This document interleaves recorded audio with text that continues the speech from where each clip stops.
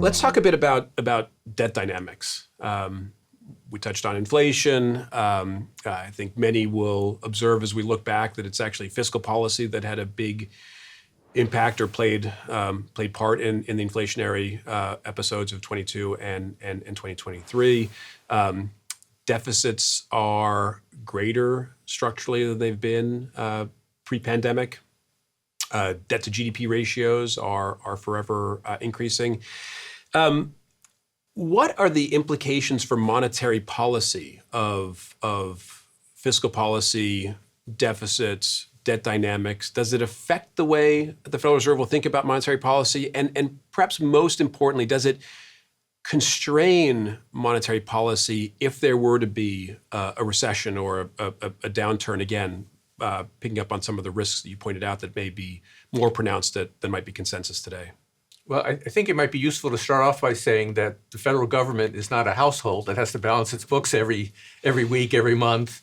You mentioned the debt to GDP ratio. Because GDP is growing, the government can run a deficit pretty much indefinitely. So getting to a balanced budget is not necessarily a priority. A certain amount of deficit is acceptable.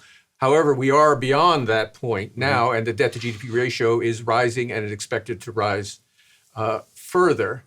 That's a product of a variety of forces. On the one hand, the so-called entitlements, Social Security and particularly Medicare, are a burden on the spending side, and then on the tax side. So there have been tax cuts, and there could be discussion of future tax cuts and so on. So that needs to be, I think, thought about. The good news for us so far is that international investors still seem willing to hold U.S. Treasuries and at reasonable yields. That might not always be true, and that's a reason to be at least thinking about how to get on a better trajectory. Now, in terms of the Fed, the Fed is mostly interested in the relatively short term. It's not, it's not looking at 10, 15-year horizons most of the time. And I think as long, for the near term, as long as, international markets are absorbing the U.S. Treasuries, the Fed will operate as usual, more or less. And in the longer term, if the Fed remains independent, which of course will be a high priority for it, and if there is at least some movement towards getting us onto a sustainable trajectory, I think the Fed will be able to manage inflation, and do monetary policy more or less as it's done for all, last few decades.